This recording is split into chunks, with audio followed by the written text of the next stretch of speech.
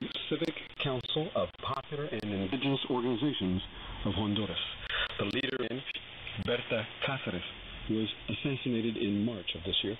Thursday's protest came just days after two more Honduran campesino leaders were also assassinated. A U.S. company that manages crucial parts of the Internet's infrastructure says it has come under a massive cyber attack, making major websites inaccessible to people across wide swathes of the United States.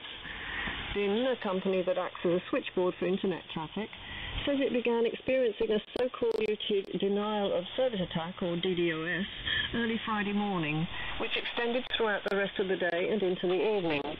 A DDoS occurs when hackers flood the servers with so much junk traffic that they freeze up. Such attacks. But there is evidence that they're becoming more sophisticated, more powerful, and increasingly Internet infrastructure providers. Internet users reported about sporadic problems reaching several websites, including the New York Times and Netflix. Reports that many sites were inaccessible started on the U.S. East Coast, but spread westward in three waves towards the evening. The U.S. Department of Homeland Security and the Federal Bureau of Investigation, the FBI, said they were investigating the incident and all potential causes.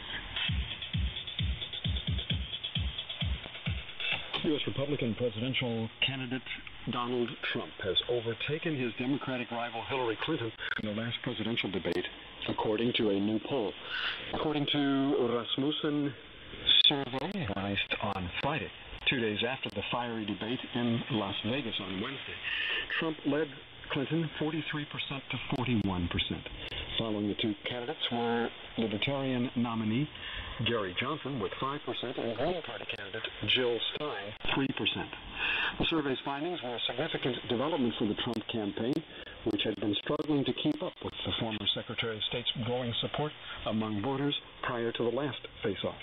This was the first time since the second debate that Trump was topping Clinton in a poll. The candidate's favorability rate had taken a hit over a 2005 videotape that showed him using obscene language against women. Typhoon Haima has hit China after battering northern Philippines, forcing the evacuation of over 50,000 people. The residents of the cities of Shanwei and Shantou in China's Guangdong province were forced to move to safer ground as a strong typhoon made landfall in Shanwei Friday afternoon.